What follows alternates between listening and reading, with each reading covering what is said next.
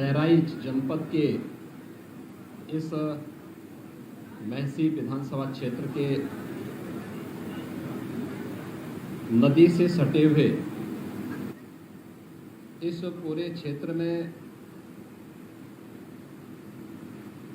लगभग पिछले 2 माह से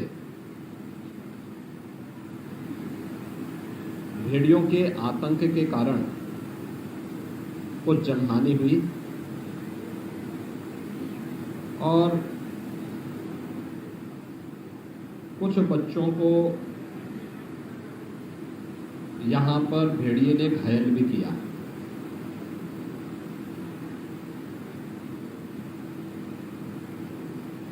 यहाँ की सूचना के बारे में जब पहली बार यहाँ के जनप्रतिनिधियों ने मुझे अवगत कराया था तो मैंने प्रशासन को इसके बारे में एक अभियान चलाने के लिए तत्काल निर्देश दिया था। इसके उपरांत वन मंत्री को और वन विभाग के अन्य अधिकारियों को भी अतिरिक्त टीम के साथ यहाँ पे भेजा गया था। पिछले 2 महीने में इस क्षेत्र में 8 जनहानि देखने को मिली, जो 20 से 25 किलोमीटर के दायरे में ये हुआ है।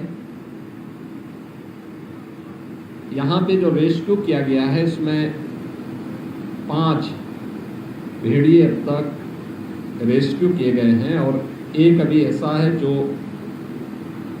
पकड़ा नहीं गया है। ये चीजें देखी गई हैं कि जो अचानक इस सीजन में उन क्षेत्रों में जो जंगली जानवरों की दृष्टि से संवेदनशील होता है, इस प्रकार की घटनाएं अक्सर प्रकाश में आती हैं जब जिन क्षेत्रों में ये जंगली जानवर रहते हैं वहां पर पानी घुस आता है। तो ये अन्य स्थलों की ओर प्रस्थान करते हैं और शिकार की तलाश में कभी कभी यह मानव बस्ती के नज़दीक आते हैं। तो मानव बस्ती के नज़दीक जहाँ भी इसे आसान शिकार मिलता है तो वहाँ पर ये हमले देखने को मिलते हैं। इस बार भी जब सरयू नदी में पानी बढ़ा और उसके पूरे क्षेत्र में जल जमाव की स्थिति ये जुलाई प्रथम सप्ताह में ही हो गई थी और 17 जुलाई को पहली घटना यहाँ देखने को मिली थी जब 1 वर्ष के बच्चे को भेड़िए ने उठा करके अपना शिकार बना दिया था। इसके उपरांत ये लगातार चलता रहा। अवश्य था कि वह एक गांव में बार बार हमला नहीं करता है, अलग अलग गांवों को उसने निशाना बनाया है और हमले का दायरा भी एक गैप रहा है 4 से 5 दिन का। 1 सितंबर को अंतिम घटना घटित हुई थी और आज 15 सितंबर है। इस दौरान जनहानि होने की कोई भी सूचना नहीं है। 2 और 3 सितंबर को एक बच्चे पर हमला किया था। इसके उपरांत हमले की भी शिकायत नहीं है क्योंकि 5 भेड़िए अब तक रेस्क्यू किए जा चुके हैं। इसके अलावा यहाँ पर एक के लिए हमारी यहाँ पर 165 की टीम वन विभाग की यहाँ पर है, जो उन्हें हर प्रकार से पहली प्राथमिकता है कि भेड़िए को रेस्क्यू किया जाए।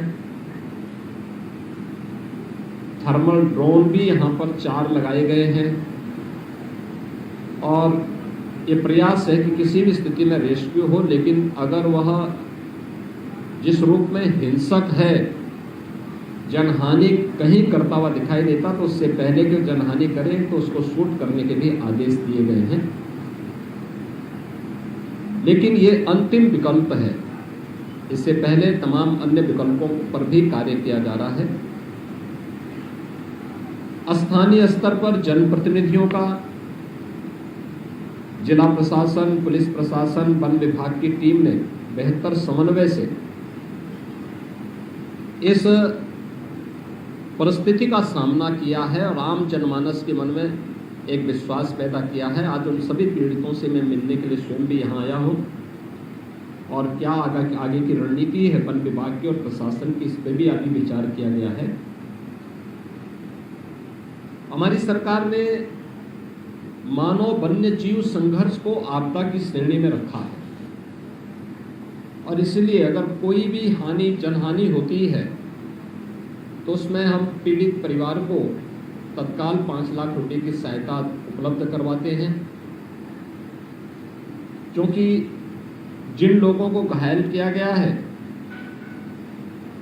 तो रेबीज का इन्फेक्शन न हो, इसके लिए एंटी रेबीज वैनम भी उन लोगों को उपलब्ध करवाई गई है। उन बच्चों को या उन लोगों को उपलब्ध करवा दिया गया है जो लोग अब तक इस प्रकार के जंगली जानवरों के हमले से घायल हुए हैं। हम लोगों ने पहले ही यहाँ पे प्रशासन को निर्देश दिए हैं। यद्यपि प्रदेश में अब तक हम लोग केंद्र और राज्य सरकार ने मिलकर के 56 लाख गरीबों को पूरे प्रदेश में एक आवास उपलब्ध करवाया है और ये जितने भी हमले हुए हैं इनमें भी अगर आपने देखा होगा कि सभी के पास अपने पक्के आवास हैं।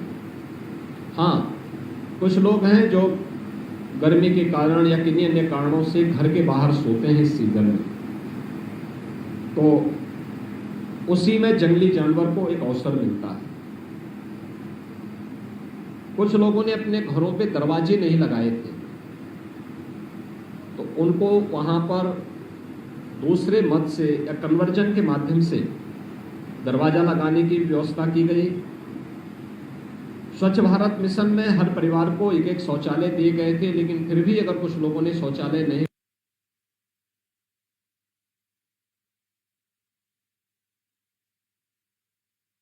अतिरिक्त शौचालय बनाने की भी व्यवस्था की गई। यहाँ पे लाइट की व्यवस्था हो, पेट्रोलिंग पर्याप्त मात्रा में हो, इसके भी प्रावधान किए गए हैं।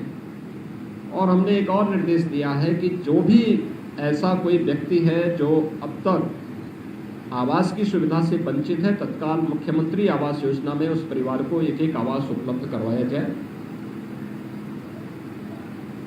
जिन लोगों के पास अन्य सुविधाएं नहीं हैं, प्राथमिकता के आधार पर कैंप लगा करके उन लोगों को ये सुविधा आवास का है, शौचालय का है, राशन कार्ड का है, आयुष्मान कार्ड का है, इन सभी सुविधाओं से उन्हें आच्छादित करने की एक अभियान चला करके उन्हें आच्छादित किया जाए, जिससे अपनी जरूरत के लिए किसी व्यक्ति को इधर उधर भटकने की आवश्यकता न पड़े।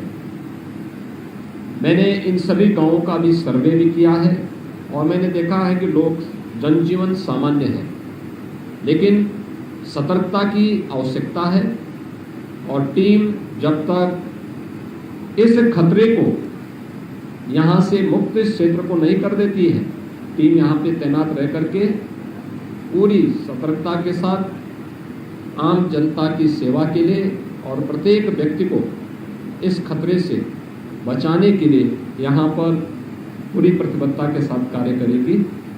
आज इसीलिए मैंने पीड़ितों से मिलने, पीड़ित परिवारों के प्रति अपनी संवेदना व्यक्त करने और इस क्षेत्र का दौरा भी किया है और क्या आगे की रणनीति वन विभाग की और स्थानीय प्रशासन की है, ये इसकी जानकारी भी दी है। धन्यवाद।